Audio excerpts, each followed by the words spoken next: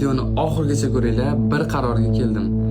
Xullas do'stlar, akkauntimni Sheyx Do'sayirga berib yubormoqchiman degandim. Ko'pchilik har xil ma'noda yozishyapti. Ovozga qo'ydim. Ko'rdilaring, o'zingizda qolsin deyapti ko'pchilik. Do'sayir tarafidan menga aloqaga chiqishdi. To'g'risini aytsam, boshqa unaqa video qilmashimni so'rashdi, chunki mumkin emas ekan. To'g'risini aytsam, mumkin emas ekan. Eng qizig'i, bu sheyxlar umuman akkaunt profil ishlatmas ekan. Mumkin emas ekan ularga ishlatish. O'zlari davlat tarafidan tepa-tepalarda katta kameralarda olib o'zlari chiqarib turar ekan davlatda. Saudiyaning davlati.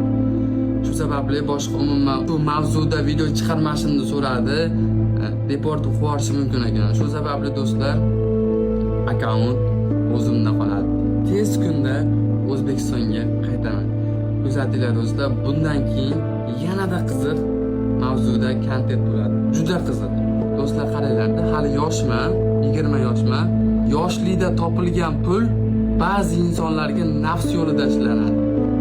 Shunday narsa bor-da, ota-onam menga shunday o'rgatgan. Sen pulni orqasidan quvma, pul seni orqangdan quvsin degan. Hozir akkauntimni berib yuboraman deganimdan keyin katta boylar menga sot deb aloqaga chiqishdi. $300,000 ga. $300,000 men hayotda ham shunday ham ko'rmaganman. Shu meni kuzatgan, podдержка qilgan insonlarga. Men orqamdan gapirgan insonlar ham o'zbek. Men ularning orqasidan gapirmayman. Chunki bitta vatandamiz, bitta yurtdamiz. Biz yurtimiz tinch, prezidentimiz, yurtboshimiz tinch saqlaveryapti. Shu farzandlarim, shu yoshlar zo'r bo'lsin deyapti. Allohimga ming shukrki, yurtimiz tinch, osuda. Biz harakat qilishimiz kerak. Biz bu hayotga bekorga kelmaganmiz.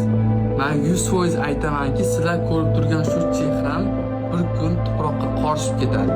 100%.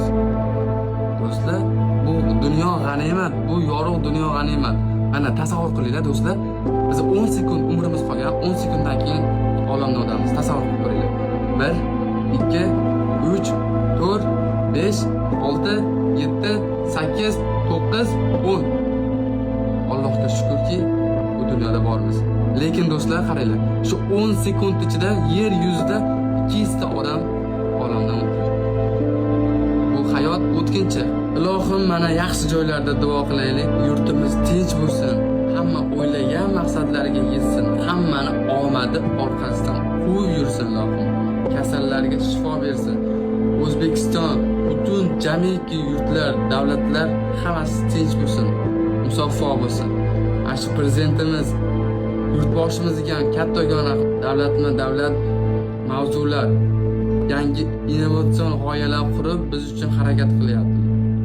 Hammasi uchun rahmat. Ilohim yurtimiz tinch bo'lsin, bundan-da kuchli bo'lsin, bundan-da yuksak bo'lsin O'zbekiston.